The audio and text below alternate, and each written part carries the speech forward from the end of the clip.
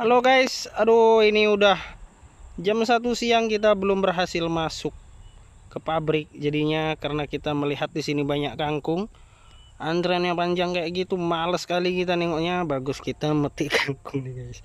Untuk dibawa pulang untuk nyayur. Lumayan lah kan segini untuk disayur tumis dengan sambal terasi kan sedap ini ya.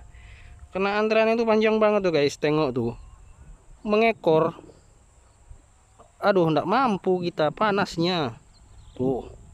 Pabriknya sana, antreannya kayak gini. Posisi mobil kita di belakang sana. Ah iya, di belakang sana itu guys. Ah iya, itu di sana. Kangkung lah ya. Nah di sana posisi mobil kita.